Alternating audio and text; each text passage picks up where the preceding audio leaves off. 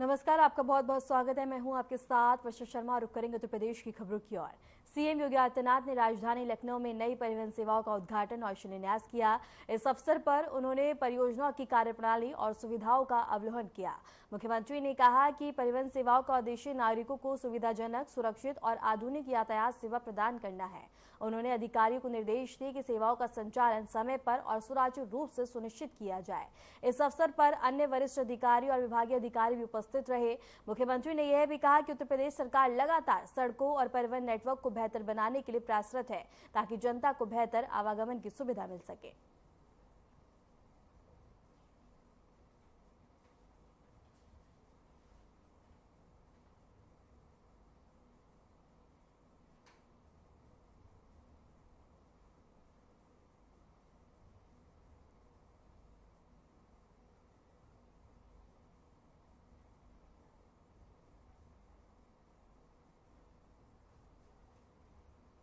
रुक करेंगे बड़ी खबर की ओर। परिवहन विभाग की कई सेवाओं का शुभारंभ किया गया। कार्यक्रम में बोले सीएम योगी आदित्यनाथ, परिवहन विभाग हमेशा समय का साथी है। कोरोना काल में परिवहन विभाग ने काम किया। इस वक्त की बड़ी खबर है, जहां बता दें कि कुंभ मेले में भी और परिवहन विभाग की अहम भूमिका रही, जहां सीएम ने कहा कि हम सड़क सुरक्षा पर फोकस कर रहे हैं। इस वक्त की बड़ी खबर है, जहां बता दें कि सेवाओं का शुभारंभ किया गया। उत्तर प्रदेश के मुख्यमंत्री योगी आदित्यनाथ ने कार्यक्रम में शिरकत कर इसका शुभारंभ किया और इसके साथ ही उन्होंने कहा कि सेवा जनता तक पहुंचाए। और इसके साथ ही बता दें कि इस वक्त की बड़ी खबर है, जहां उत्तर प्रदेश के मुख्यमंत्री योगी आदित्यनाथ ने शुभारंभ किया और इसके साथ ही उन्होंने कहा कि लोगों कई मौकों पर सेवाएं दी गई। और इसके साथ ही बता दें कि इसकी बड़ी खबर है, जहां हरी झंडी दिखाकर सीएम योगी आदित्यनाथ ने इसका शुभारंभ किया।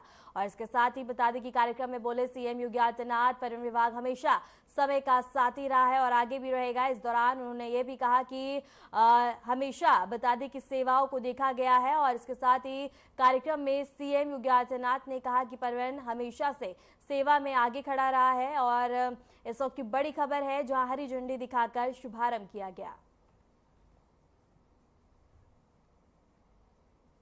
और इसके साथ ही आपको सीधा ले चलते हैं लखनऊ, जहां से उत्तर प्रदेश के मुख्यमंत्री योगी आदित्यनाथ क्या कुछ कह रहे हैं, आइए आपको सुनवाते हैं। समय की गति से 2 कदम आगे चलने की सामर्थ्य रखता है, तो वही प्रगति के पथ पर आगे बढ़ करके अपना विजय श्री का झंडा गाड़ता है। और उस विजय श्री की प्रगति की यात्रा में विजय श्री का झंडा गाड़ने के लिए हम भी विकसित भारत की इस परिकल्पना के सारथी बनेंगे।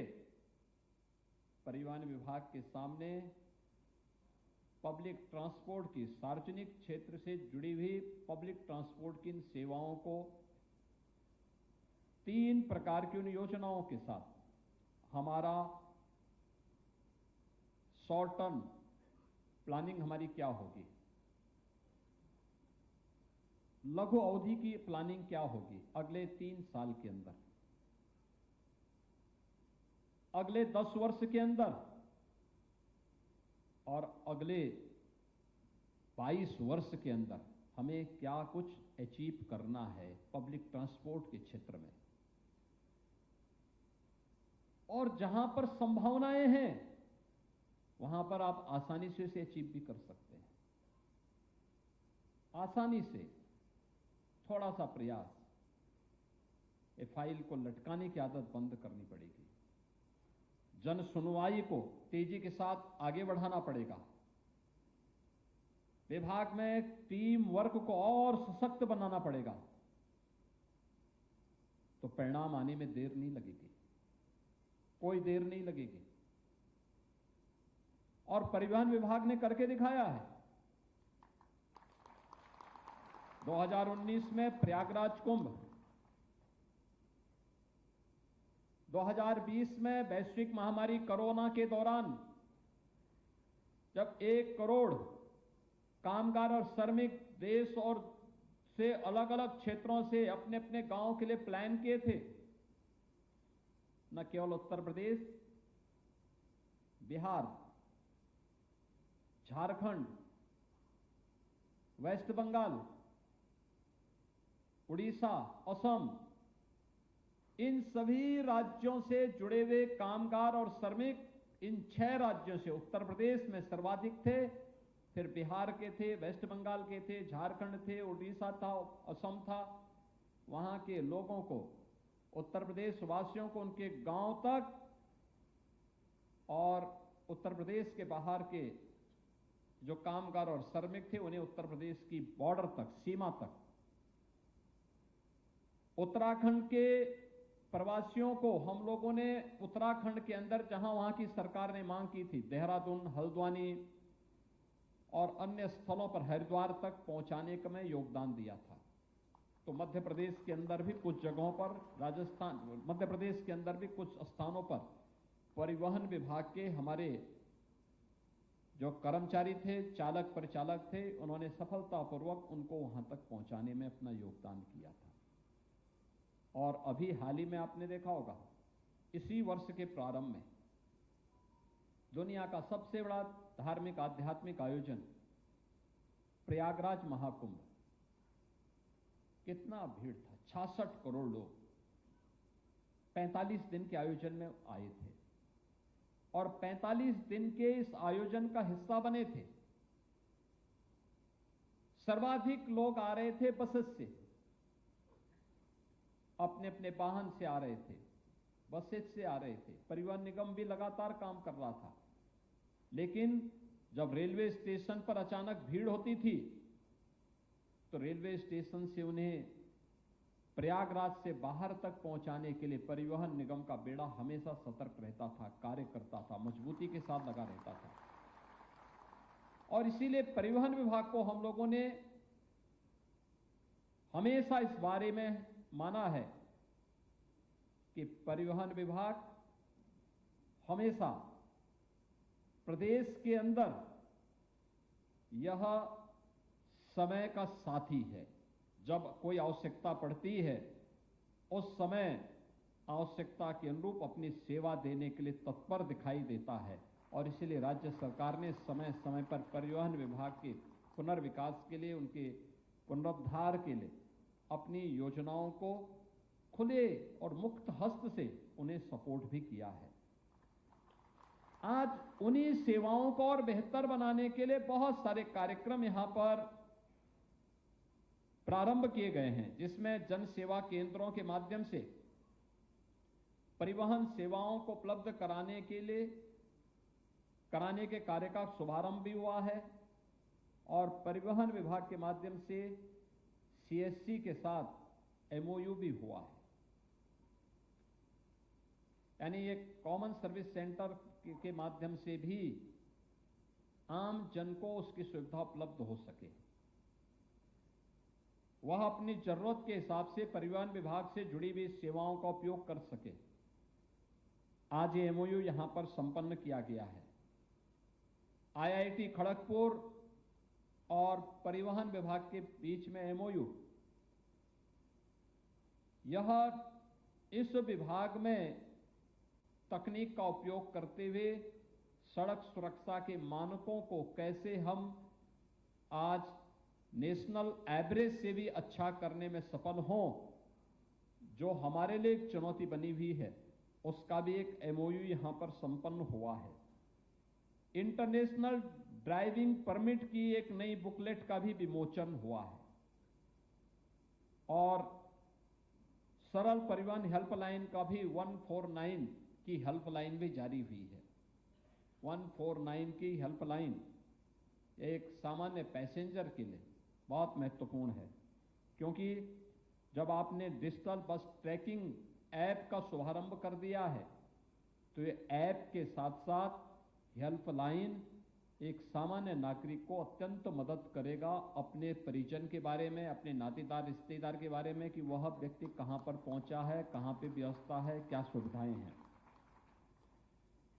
आज यहां पे इसके साथ ही पीपीपी मोड के अंतर्गत जो हम लोगों ने बस स्टेशनों को यहां पर प्रदेश के अंदर बनाया है, उनका उद्घाटन और शिलान्यास का कार्यक्रम भी हो रहा है, जो 82 करोड़ रुपए की लागत से हैं। और पीपीपी मोड पर विकसित किए जाने वाले जो बस स्टेशन हैं, 23 बस स्टेशन हम लोगों ने अब तक इसके लिए अनुमोदन कैबिनेट से दिया है, जिसमें से 7 का शिलान्यास हो रहा है, लेकिन शेष 16 भी तत्काल तैयार हो जाएं। इसके साथ ही हर जनपद में जाना है तो 54 ऐसे अन्य बस स्टेशन भी इंतजार कर रहे हैं जहां पर पीपीपी मोड पर हमें वर्ल्ड क्लास इंफ्रास्ट्रक्चर विकसित करना है। एक छत के नीचे बस स्टेशन भी होगा, रेस्टोरेंट भी होगा, यात्री चालक परिचालक की सुविधा उनके लिए भी फैसिलिटेशन सेंटर होगा, तो वहां पर होटल आदि की सुविधा भी हो। कोई व्यक्ति पैसेंजर आया है, उसको ठहरना है, उसकी सुविधा हो, पार्किंग की उचित व्यवस्था भी हो। ये सभी चीजें हमें इसके माध्यम से विकसित करनी होंगी। एडीटीसी के 4 नवीन केंद्रों के प्रमाण पत्र भी यहां पर आज जारी किए गए हैं। आरबीएसएफ के 4 नवीनतम केंद्रों के भी प्रमाण पत्र आज यहां पर जारी किए गए हैं और 4 नवीनतम ऑटोमेटेड टेस्टिंग सेंटर के निवेशकों को भी प्रमाण पत्र वितरित किए गए हैं। जन सेवा केंद्रों के माध्यम से परिवहन सेवाएं उपलब्ध कराने के विषय में भी यहां पे प्रमाण पत्र दिए गए हैं और राष्ट्रीय ग्रामीण आजीविका मिशन के अंतर्गत महिला स्वयंसेवी समूह से जुड़े हुए 3 महिलाओं को भी जो योग्य थी, दक्ष थी, उन्हें नियुक्ति पत्र भी यहां पर वितरित किया गया है। ये इन सबके साथ साथ इलेक्ट्रिक बस सेवा भी आज कुछ क्षेत्रों में प्रारंभ हो रही है।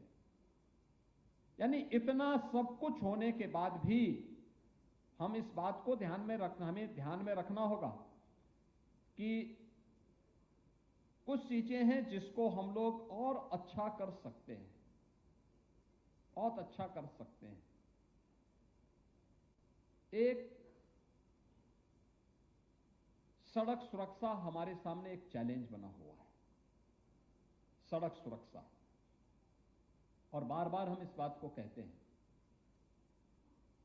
कि सड़क सुरक्षा, सड़क पर चलने वाले एक एक व्यक्ति की सुरक्षा हमारी जिम्मेदारी बनती है। इसके प्रति जागरूकता पैदा करना, आम जन को जागरूक करना, आम जन को इसके प्रति सतर्क बनाना, उसके लिए उन्हें मानसिक रूप से तैयार करना। कोरोना कालखंड में वैश्विक महामारी के दौरान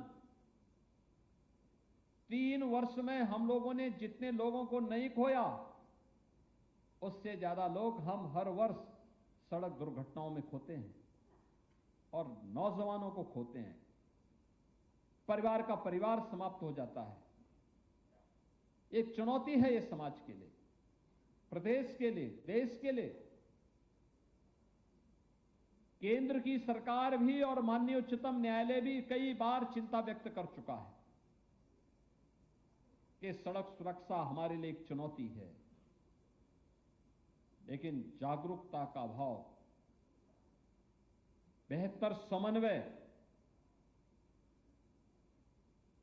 को बनाए रखते हुए व्यापक जन जागरण के माध्यम से हम इसको फेज वाइज न्यूनतम स्तर पर लाने में सफल हो सकते हैं, न्यूनतम स्तर पर लाने में सफल हो सकते हैं। याद करिए, अगर आपके कारण किसी पैसेंजर की जान बचती है तो प्रचार आपका अच्छा होगा, लोगों के मन में एक सुरक्षित यात्रा की अवधारणा परिवहन निगम के बारे में बनेगी। आपके कारण अगर कहीं लापरवाही के कारण किसी यात्री की जान जाती है तो परिवहन निगम की बस सेवा भी बदनाम होती है और साथ साथ आपको आर्थिक हानि भी होती है। यानी आपको कंपनसेशन भी देना होता है। यानी दोहरे लाभ भी हैं तो दोहरे नुकसान भी है। अंततः भुक्तभोगी पूरे परिवहन विभाग को होना पड़ता है। हमारा प्रयास होना चाहिए कि जिनको भी हम ड्राइवर के रूप में रखते हैं, जिनके हाथ में भी बस की स्टीयरिंग दे रहे हैं, उनका नियमित रूप से मेडिकल और फिजिकल फिटनेस उनका होता रहे, नियमित रूप से। हर 3 महीने में कैंप लगाइए, हर 3 महीने में उनकी मेडिकल फिटनेस के कार्यक्रम प्रारंभ होने चाहिए और खासतौर पर आंखों के चश्मे तो। उत्तर प्रदेश में सड़क सुरक्षा नियमों के पालन को सुनिश्चित करने के लिए परिवहन विभाग का नो हेलमेट नो फ्यूल अभियान लगातार जारी है। मुख्यमंत्री योगी आदित्यनाथ और जिलों की डीएम के निर्देश पर बता दें कि ईडी जिले के पेट्रोल पंपों और लगातार जांच कर रही है। बाराबंकी में अभियान की कमान सहायक संभागीय परिवहन अधिकारी अंकिता शुक्ला ने संभाली है और उनकी मौजूदगी में बिना हेलमेट पेट्रोल भरवाने आए 18 वाहन चालकों के चालान किए गए। इसके साथ ही वाहन चालकों को हेलमेट पहनने के महत्व और सड़क दुर्घटनाओं से बचाव के लिए जागरूक किया गया।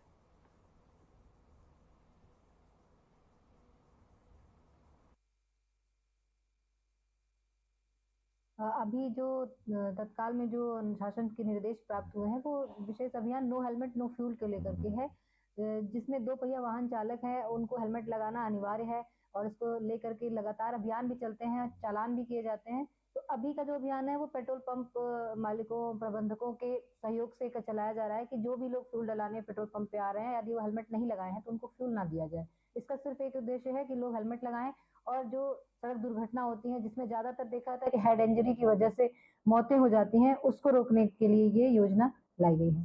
देखिए जो भी लोग चाहे जो भी हो, चाहे स्कूली वाहन हो, 2 पहिया चालक हो या 4 पहिया वाहन चालक हो, यदि किसी भी तरह के यातायात नियमों का उल्लंघन करते हैं तो सबके अलग अलग जुर्माने हैं, सब पे प्रवर्तन कार्रवाई की जाती है। प्रवर्तन कार्रवाई के साथ साथ लगातार उनको जागरूक भी किया जाता है। तो ऐसा नहीं है कि इस कार्यक्रम में हम लोग प्रवर्तन भी कर रहे हैं, लगभग 50-60 के चालान 2-3 दिनों में हो गए हैं और साथ में उनको हम समझाते भी हैं कि वो खुद भी इस चीज को फॉलो करें और अपने जो भी घर वाले हैं, जो मित्र हैं, उनको भी समझाएं। तो जो भी इस तरह का नियम तोड़ेगा उसके खिलाफ प्रवर्तन कार्रवाई करेंगे। बड़ी खबर की और बता दें कि प्रयागराज रेलवे स्टेशन पर भारी भीड़ देखी गई। यूपीएसएससी परीक्षा के लिए यात्रियों की भारी भीड़ जमा हुई। झांसी जाने वाले अभ्यर्थियों की भीड़ देखने को मिली। रेलवे स्टेशन पर सुरक्षा व्यवस्था ज्यादा कर दी गई है। सबकी बड़ी खबर है, जहां सुरक्षा के मद्देनजर व्यापक इंतजाम किए गए हैं, पुलिस बल तैनात है। और इसके साथ ही बता दें कि रेलवे स्टेशन पर काफी ज्यादा भीड़ देखने को मिली और इसके साथ ही परीक्षा को लेकर छात्रों की काफी ज्यादा भीड़ देखने को मिली। सबकी बड़ी खबर है, जहां बता दें कि प्रयागराज रेलवे स्टेशन पर भारी भीड़ देखने को मिली है। रेलवे स्टेशन पे सुरक्षा व्यवस्था चाक चौबंद और भी ज्यादा बढ़ा दी गई। झांसी जाने वाले अभ्यर्थियों की भारी भीड़ को देखा गया। यूपीएसएससी परीक्षा के लिए यात्रियों की भीड़ ज्यादा देखने को मिली है। सबकी बड़ी खबर है, जहां बता दें कि प्रयागराज रेलवे स्टेशन पर भारी भीड़ देखी गई और इसके साथ ही संख्या में इजाफा होता हुआ नजर आया। रेलवे स्टेशन पर सुरक्षा व्यवस्था चाक चौबंद की गई और सुरक्षा को बढ़ाया गया और इसके साथ ही बता दें कि काफी ज्यादा भीड़ देखने को मिली। सबकी बड़ी खबर है, प्रयागराज रेलवे स्टेशन पर भारी भीड़ देखने को मिली। सुरक्षा व्यवस्था बढ़ा दी गई ताकि कोई परेशानी ना हो। यूपीएसएससी परीक्षा के लिए यात्रियों की भारी भीड़ देखने को मिली।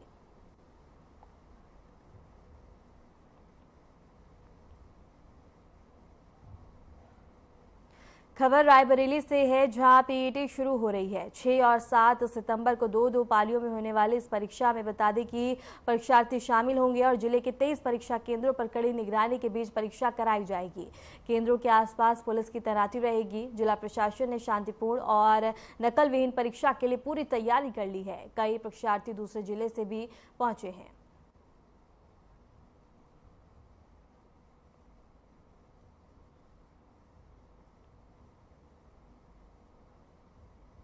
रॉबर्ट्सगंज कोतवाली क्षेत्र में अखिल भारतीय विद्यार्थी परिषद के कार्यकर्ताओं ने पुलिस लाठीचार्ज और कैबिनेट मंत्री ओम प्रकाश राजभर के विवादित बयान के विरोध में प्रदर्शन किया। इस अवसर पर कार्यकर्ताओं ने मशाल जुलूस निकाला और नगर के प्रमुख स्थानों से होकर नारेबाजी की। प्रदर्शन रामसमूह विश्वविद्यालय में हुई लाठीचार्ज की घटना और मंत्री राजभर द्वारा एवीपी कार्यकर्ताओं को गुंडा कहे जाने के खिलाफ किया गया। कार्यकर्ताओं ने दोषियों के खिलाफ कड़ी कार्रवाई और मंत्री से माफी मांगने की मांग उठाई है। प्रदर्शन के दौरान पुलिस और कार्यकर्ताओं के बीच धक्का मुक्की की स्थिति भी देखने को मिली। प्रशासन ने सुरक्षा व्यवस्था कड़ी कर दी है। घटनास्थल पर निगरानी और भी ज्यादा बढ़ा दी गई है।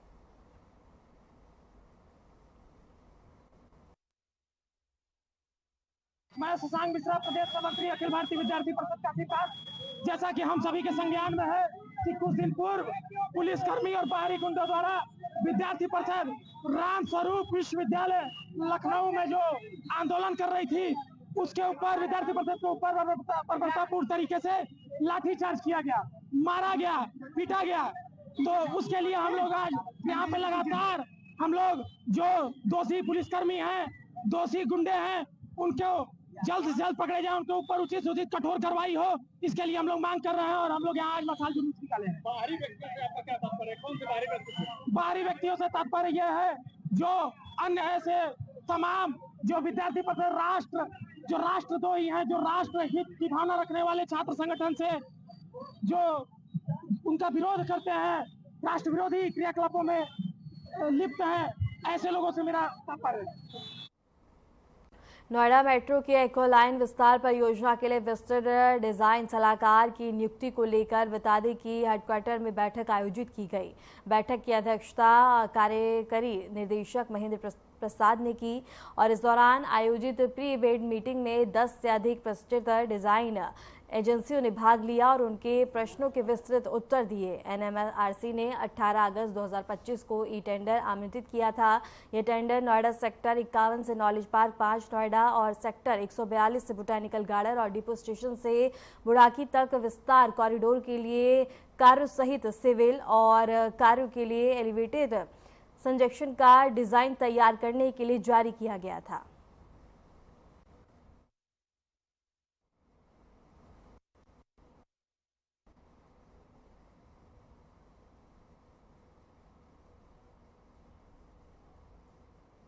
खबर सहारनपुर से है, जहां पुलिस मुठभेड़ में गैंगस्टर बता दें कि घायल हो गया। चेकिंग के दौरान पुलिस को देखकर वह बता दें कि भागने लगा। दूसरी ओर पीछा करने पर गिरने के बाद उसने पुलिस पर फायरिंग शुरू कर दी। जवाबी कार्रवाई में गोली लगने से वह घायल हो गया। पुलिस ने मौके से एक तमंचा, 2 खोखा और 2 जिंदा कारतूस और बिना नंबर की बाइक बरामद की है।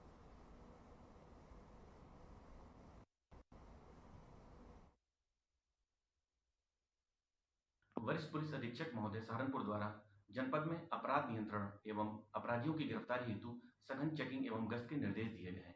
इसी क्रम में आज दिनांक 5 सितंबर 2025 को एसओ सरसावा द्वारा शाहजहांपुर से नकुड़ जाने वाली रोड पर ग्राम हुसैनपुर के पास चेकिंग की जा रही थी। इसी दौरान शाहजहांपुर की तरफ से एक बिना नंबर वाली स्प्लेंडर मोटरसाइकिल पर एक संदिग्ध व्यक्ति आता हुआ दिखा, जिसको पुलिस टीम द्वारा रोकने का इशारा किया गया, परंतु वह व्यक्ति बिना रुके वहां से इस्माइलपुर की तरफ जाने वाली रोड पर भाग निकला। आगे जाकर चक रोड पर मुड़ते समय वो मोटरसाइकिल से गिर गया। पुलिस टीम को नजदीक आता देख उसने पुलिस टीम पर फायर किया। पुलिस टीम द्वारा भी आत्मरक्षार्थ एवं कर्तव्य पालनार्थ फायर किया गया, जिससे उस व्यक्ति के पैर में गोली लगी और वह घायल हो गया। उस व्यक्ति को घायल अवस्था में गिरफ्तार किया गया।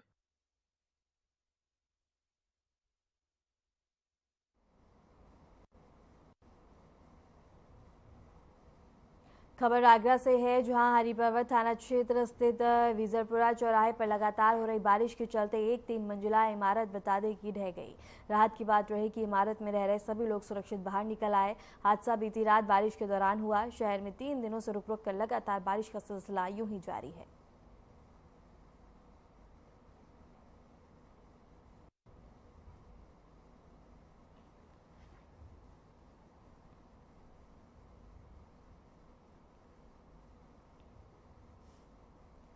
गोरखपुर के कैंट थाना क्षेत्र स्थित बंगला नंबर 4 विवाद में पूर्व विधायक ने अपने ऊपर लगे आरोपों को निराधार बताया। उन्होंने कहा कि जालान परिवार चाहे जिस स्तर से जांच कराए वो इसके लिए तैयार है। पूर्व विधायक ने प्रेस वार्ता में कहा कि बंगले के फील्ड होल्ड में कई कागजी खामियां हैं, जिसे लेकर वो PIL दाखिल करेंगे। वहीं 7 सितंबर को केदारनाथ और इसके साथ ही बता दें कि जयंती पर जिलाधिकारी की अनुमति मिलने पर प्रतिमा पर श्रद्धांजलि अर्पित की जाएगी।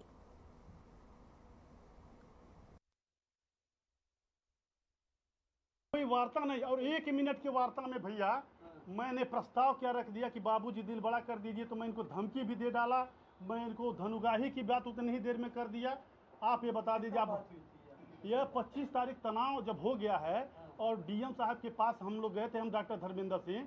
डीएम साहब ने कहा कि मैंने उनसे मीडिएशन कराने के लिए गया था कि सर जो है थोड़ा सा मैटर है, आप मीडिएशन करा देंगे तो मामला सॉल्व हो जाएगा। हम लोग अपने ही बैठ के सॉल्व कह के देखिए, हम अधिकारी हैं, अभी हमारे ऊपर आरोप नहीं लग जाएगा कि हम मीडिएशन करा रहे हैं और रुपया पैसे का कोई मुंह बोल दे तो क्या करेंगे हम। आप लोग अपने स्तर से देख लीजिए, बात कर लीजिए प्रकाश जालान जी से। अपनी बात हम सोचे कि हमारा पुराना संबंध है। मैंने बाहर निकला, टेलीफोन किया कि बाबूजी थोड़ा दिल बड़ा कर दीजिए, और जो है 25 लाख का मैटर है, कोई बड़ा अमाउंट नहीं है, सारा मामला टेंशन खत्म हो जाएगा, सब बल्ले बल्ले हो जाएगा। मूर्ति भी हम लोग दूसरे जगह स्थापित करवा देंगे, हमारे ऊपर विश्वास। खबर हमीरपुर से है, जहां यमुना और बेतवा नदियों में आई बाढ़ के बाद अब प्रजाति के पक्षी समय से पहले पहुंच गए हैं। हर साल सदियों में बता की दिखने वाले ये पक्षी इस बार बाढ़ के समाप्त होते ही नजर आने लगे हैं। खेतों में भरे पानी में मछलियों का शिकार करते हुए सैकड़ों पक्षी संगम क्षेत्र के और इलाके में देखने को मिले हैं। मछलियों के शिकार के लिए प्रसिद्ध ये प्रवासी पक्षी अब से ही अपना मौजूदगी दर्ज करा रहे हैं।